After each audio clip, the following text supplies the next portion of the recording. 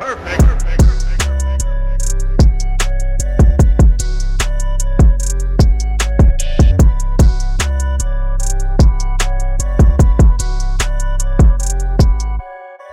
2 recap. Very excited to talk about what happened this week. Also wanted to shed some light on my team. So when I go over players, I will say if they're on my team, so you know about the bias. Also, you might be able to see me get kicked out of this room in 6 minutes. We're going to have to audible from there if that happens, just because someone else has this room and there are no available rooms on my floor. I'm in my office. But how great would it be if I could just had a really efficient recap in? You know, I take my time on a lot of them. Maybe this week we do a little bit more efficiency. So let's just dive right into it with a big win for Team Bandidos against El Professor. El Professor had started 0-1. Everybody already knows how we felt about El Professor moving forward. We said one of the top teams of the league. And of course, the Joe Burrow issue continues to impact this team. Another weak effort from all Bengals guys on this team. We had Joe Burrow with 18.8, not very good. We had Joe Mixon with 14, not very good. And Evan McPherson with 6. So when you have 3 Bengals, then totaling 38 points like that in a league like this, where points are slightly inflated in this league compared to the other leagues I'm in, definitely tough to see. Especially you get outscored by Jalen Hurts, 11 points at the quarterback position. That flex position, Joe Mixon gets outscored by 13 points by a injured Saquon, and kicker, I guess Carlson also didn't do that well. But I think that's really what cost El Professor. You lose by 40 points. You could have made that up in those 3 positions if the Bengals offense was operating right, because again, that ceiling is certainly there. And then other areas of concern that we talked about earlier last week, Madison's production being an incredible concern. The tough Philly defense, so I'm going to give him one more week before I really think of any issue, but I think there is an issue. I think this could last a while. So the good news for you, obviously, Bijan's going off and Devontae looks good. My first concession is that Joe Burrow is my quarterback in fantasy. So yes, I'm still high on him. I'm concerned that calf is keeping him from throwing it deep. Jamar said today we need to throw the ball deep more. I'm assuming he wouldn't say that if he knew Joe Burrow couldn't throw it deep right now. So I'm going to guess that he's going to be fine. And I'm hoping he's going to be fine because I have the Burrow T stack. So we'll see how that goes. It worked out decently this week. Not horrible with T, but you didn't have T. You had Joe Burrow. It didn't work out well. Team Bandidos, a lot better. I mean, you get the Jalen Hurts, probably the best quarterback in fantasy, just continuing to do what he does, 30 points. James Conner, there was a huge bulk of running backs, and let's see where I rank Bandidos because I know it wasn't on the bottom. Bandidos was 3rd. Okay, so there's a team I tied A- with El Professor. Nice. Because I do like this team a lot. I think James Conner was part of a larger group of running backs that were kind of forgotten about, considered to be the dead zone of running backs is what they call it. And James Conner is one of the guys I was higher on over guys like Cam Akers because his job was so secure. That offense turns out to look better than we would have thought. I still don't think this guy's RB1 status, but I think he's as solid of an RB2 as you're going to come by. And speaking of solid of RB2s, I think Kenneth Walker is as well. So I like this team because of the depth you had at every position. T. Higgins gets you a big week at 27 points. You do all of this without Diggs having a good week. The only concession I'll say is I was concerned last week about Kirk going into this week. I'm still concerned about any pass catcher on Jacksonville. I think they're all going to be good. I think even Ridley's going to continue to be great. And I'm also talking about Evan Ingram at tight end here, but I do think, and everyone who watches knows that this offense is going to see some fluctuations, and I think it's going to be hard to be a consistent producer on this offense if you're a pass catcher, just given how many incredibly talented targets they have. So I'm not saying don't start Christian Kirk, but I think at the best in this league, he should be your 3rd wide receiver, and that's what you have it. If it keeps working out, that's fantastic. You do lose Saquon for a few weeks. We'll see who you're going to lean on. Yikes. Your depth isn't great. Piron's not being used. Dylan didn't look good in Aaron Jones' absence. And Watson, I guess we could see if he gets back healthy. But that would be my only concern. The only other thing I'll say is El Professor. Sorry. I just noticed that you have Kyren Williams on your bench.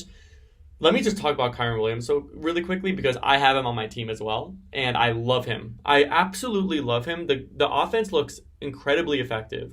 Kyren Williams is silently one of the 5 or 6 workhorses, if they continue to use the usage they did in the last week and a half, workhorses in the league right now. I just rejected this proposal. Kyren is on my team. I just rejected giving up You guys are going to call me crazy for this. And you could roast me. If you want, you could roast me. But I feel good about it. I have Kyren, and he wanted Hollywood as well, who's my last guy on my bench, although I do think Hollywood's solid. For Garrett Wilson, Najee Harris, and Dallas Goedert, and I have no tight end at this point. So that's how much I'm valuing Kyren Williams. I think RBs who are workhorses on good offenses are just 1 in a million.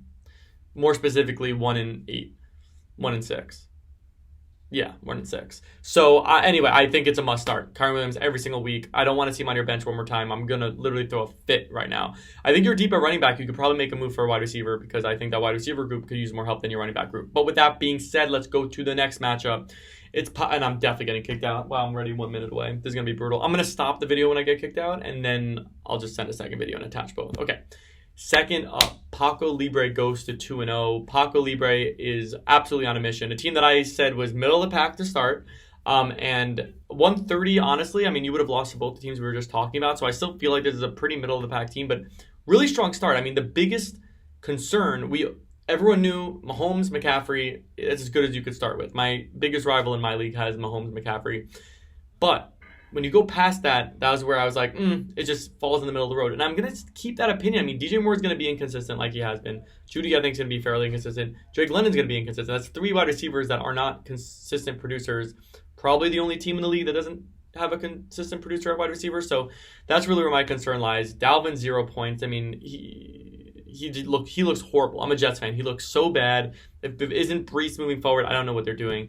The good news for you is you're going to get Kamara back, but I do think this wide receiver group needs a lot of help. So I'm going to keep Paco Libre in the middle of the group. So I guess my first bold prediction, I'm going to start taking notes of my bold predictions. Despite 2-0 start, Paco misses playoffs. I think there's actually a 16 make the playoff too, so that might be a really bad call. I'm getting kicked out. All right, part 2 coming in a second. We're back, part 2. I'm adjusting my Paco prediction to being doesn't finish in top half. Doesn't finish in top half. And it is kind of unnecessarily aggressive because I did already mark him as right in the middle to start the season, and he goes 2-0. It's not like I'm that low on Paco Libre. I just think for a 2-0 team, fairly still missing out on some skills. No, not skills. Some depth. Okay, Pain Train. On the flip side, while you went up against Dalvin Cook getting negative 0.3, you started Brees getting 0.9. I think Brees much better upside rest of the season. Both your running backs, young, not the main guys right now, so talented. You would expect their usage to go up throughout the season. I'm a little bit higher on Brees at this point than Gibbs. After Monty comes back, I think Monty's injury is saving Gibbs this season and putting Pain Train in a lot better of a situation than he initially was in. Pain Train, another team I said was kind of middle of the pack, closer to the bottom, but Gibbs becoming an RB1 obviously changes this whole team's trajectory. So rooting through that's the case because he obviously has the talent to do so, and you do need that help in that running back group, a running back group that is sporting really very minimal talent. I mean, this is one of the weakest running back groups in the league until hopefully now for you. Herbert looks great. Devontae looks really good as long as he's healthy, which he should be. Calvin really had an off week, but he's still getting the targets. Addison, another deep ball. Waller had his best week. I think Pain Train, I'm going to also say, that's not a bold prediction. I'm a little bit low on Pain Train still. But the savior, I'm literally just taking notes of everything so I remember every week what my predictions are. But the savior is going to be Gibbs. If Gibbs is good, playoff team. If Gibbs is the main guy, playoff team. If not, I'm going to still have this team outside looking in. I'll just take a pause here to go over my own team really quick. So just so you know my biases again. So we got Joe Burrow at quarterback. We have wide receivers Justin Jefferson and T. Higgins. Solid squad. Obviously, Burrow's injury would throw a huge wrench in my team, but I still feel good about it. I still think that Burrow T-stack is going to be worth something. Then at running back, we have Tony Pollard. And that was my Tony Pollard impression. He always does that's every running back. Okay, Tony Pollard and I know this. Well, now Kyren Williams, honestly, is my RB2. But coming in is Kamara, starting next week. So Kamara's going to be my RB2, Kyren and flex. If I need to go deeper than that, we do have Zach Moss. We'll probably play him for a couple weeks still, while he still has a job because he looks good and he's the main guy. He played every snap, I think, except for like one or something crazy like that, or at every carry. And we also have Terry McLaurin. We also have Hollywood Brown. We have a few other guys I'm blanking out on. But tight end, I have no one. I'm going to try and grab Taysom Hill this week. So if you're interested, that's my squad. That's who I have biases on, and going to move forward from that. El Grenas with another win. El Grenas, hey, we said he's going to be good this season, and he's coming in and he's being good. He's being good. That's all I could really say at this point. Untouchable as a team, another team I said kind of middle of the pack. tied with El Grenas actually. They fall to 1-1. This was a game where El Grenas really earned the win. Consistent production from actually I thought Miles Sanders did even better than that. Yikes of a game for Miles Sanders. Wow. I didn't really watch last night. I was not. Wow. That's a really bad game. All right. Mike Evans is the one who carried your team. 32 points, and Lamar Jackson, 30 points. I think Lamar is really reliable. Mike Evans is really impressing me. If there's one guy I was wrong about this season, so far it's Mike Evans / Tampa Bay pass catchers. I thought Tampa Bay would be really bad. And I still wouldn't want a Mike Evans or Godwin on my team, but I guess I'd be silly for saying that now. Let's do a bold prediction. Bold prediction. Mike Evans and Godwin both don't finish top 20 rest of season, because Mike Evans is on a crazy start already, so it'd be hard for him to do that, but we're going to go with that. Yeah, I mean, El Grenas, as I mentioned, I think this team's really solid consistently top to bottom. Garrett Wilson took a huge hit, as we talked about last week, and Miles Sanders, a little bit of question marks, but I mean, I love James Cook. So you ready? And Stevenson, that's enough for a running back group. Jamar is obviously going to be incredible. Mike Evans is this team, I think, you're seeing some fluctuation in value from the guys, but I think overall, strength-wise, it's similar to what I said before. I don't think it's the best team in the league. I think it's really good, and if Nacua could keep this up, I mean, your team is looking just really, really solid now. I'm curious to see, since you have that wide receiver depth other people don't have, I wouldn't trade Nacua, actually, honestly. But is Mike Evans a trade piece at this point, potentially, to really maybe Mike Evans and Miles Sanders for an RB1 kind of situation? I'd be curious to see if another team would do that and if you get away with that. Front toucher balls, more reasons for concern. Fields looks horrible, and they continue to do this whole thing where they're making him stay in the pocket, and I don't get it. Let him be free. Unless it's in his own head, coaching, just let him be free. He'll be good on the football field, but he'll be really good in fantasy for sure. The disappointment here is definitely in Joshua Kelly. Certainly didn't play like Eckler, unfortunately, in Eckler's absence. And I thought going into this week when I looked at your team, I thought this team would potentially be a top performer because honestly, that was the only hole. If you get Fields playing like he should, Derrick Henry playing like he should, Keenan's looking really good so far as long as he's healthy. The whole risk there is injury. If he's healthy, he's going to be fantastic. Tyreek Olave, obviously great. You just have a lot of really great guys. Also promising is Javonte's clearly the guy. P-Man's not really getting work there. So I'm not concerned if I'm untouchables at all after this loss. I mean, you could take Kelly out and put Mostert in, and you're all the better for it. I think you have good depth. I think there's a good team. I think Untouchables is certainly still in a good spot to make a playoff run. Untouchables, playoffs, prediction. It's an ink. It's an ink now. Untouchables will make the playoffs, in my opinion. We'll see. El Captain with a big win. You start 0-1 and you call yourself El Captain. You need that win. If you consider yourself to be the number one preseason ranked team by me, by the analyst, you got to follow through. So that's the good news. Bad news is, of course, you lose Nick Chubb for the year. I am not going to take credit for this team not making the run I foresaw for this team because they lost Nick Chubb for the year. I'm sorry. I did everything I could. And I'm not going to feel like I missed this pick if Team El Captain doesn't make a run anymore. So let's see what their new team looks like. Obviously, you're still good on quarterback and wide receiver. I think both those groups are looking solid, despite DK actually got hurt as well. But that's for another time. You're going to get Zach Moss for 2 weeks. You lost Cam Akers. Goodbye, Cam Akers. You really should have had Kyron, but hindsight's 2020. Zach Moss is your guy for a couple weeks. And after that, you don't have anyone. So how do you fill that gap in? Don't look at me. I don't know if you could get Ford. I don't know what the situation is with waivers in your league, but I couldn't imagine a more desperate situation than you trying to get Ford right now. I hope you're just pressing waiver ad, hoping that the more times you press the button, the better chance you have of getting him, because it's really desperate at this point. But let's make a bold prediction anyway and say El Captain makes a playoff run. Despite the injury, I'm really piling on the bold prediction. El Captain makes playoff run. Let's fucking go. If I put you one preseason ranking, I don't care what happens. I don't care if your guys don't show up. I don't care if they all retire. You figure it out. You figure it out, El Captain. Figure it out. I'm not going down like this. I swear, dude. I'm not going down like this, dude. No, I'm not going down like this. But congrats on the win. We needed that. If you started 0-2, everyone would be just honestly laughing at me. It would be a bad luck. It'd be a really bad luck. All right, Team the Chairman loses, goes to 1-1. Team the Chairman, a team that coming in, I was very low on. They were 9th. So also this game, for both two reasons, were big for my preseason predictions. Tua has an off game, and the more concerning part of that is the way the Patriots played it. They kind of gave up the run.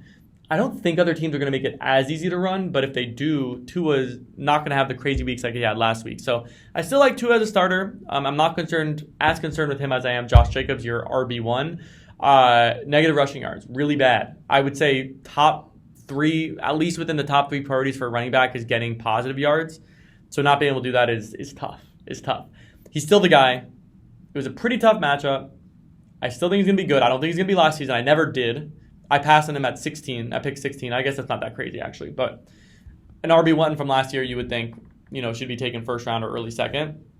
I felt like it was a late second, early third round value. We'll see if I'm right. I could still be wrong. And Josh Jacobs could have a comeback. I just don't personally see it. The wide receiver group to you, at least kudos to you on the Ayuk call. I mean, he got hurt, but he still just looks so good. Like when I'm watching him, like, wow, yeah, that's a guy that should be started every week in fantasy. So fantasy a bad week, but before the injury was looking good again. 6 targets, 43 yards, was looking pretty solid until his day got cut short. Kyle Pitts, not startable. Najee Harris, not startable for the time being. I think they're actually going to both be worth rostering. I saw someone drop one. I forgot who. One of these two guys, because I packaged them exactly together because they're the exact same thing to me. I think they're worth rostering and waiting until they do better. But for now, I would prefer McLaurin over Najee for now as a start. But yeah, this team definitely took a step back. I mean, with Jamal getting hurt, Josh Jacobs not playing well, team chairman. I mean, I had you 9th overall. I'm going to keep you there. I think after week 1, we were like, maybe there's going to be a spike here, but I'm going to keep the chairman lower on the rankings for now. And then finally, that last matchup was Crucifier getting a big win over Sons of Chaos, because Sons of Chaos goes new team to the league. Sons of Chaos, I ranked you bottom half, but I said you're closer to the middle than not. The Austin Eckler start, shocking, disappointing, hurtful, disrespectful to the rest of the league. And I say Sons of Chaos should be automatically demoted. I don't know if I could get support on that. I could start a petition and send it over, but how does anyone start someone that doesn't play? It's just so painful again, I guess, to see, especially when Brian Robinson on your bench gets 32 points and you would have won. Oh my gosh, dude, what are you doing, dude?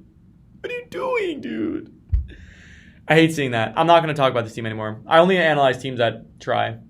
Team Crucifier, congrats on your win. Team Crucifier, I put you as last place, and the only reason you won is because Sons of Chaos decided not to play. I think your team at 135, though, had a pretty solid week. Monty's injury sucks. Etienne's injury sucks. But the guys who played. Debo looked really good. I still don't love him as a weekly starter, but he looked really good. Goff, serviceable quarterback. Praying for you, Amon-Ra doesn't have turf toe. They said cramps. Informal rumor mills say potentially turf toe. I'm hoping that it's just a rumor.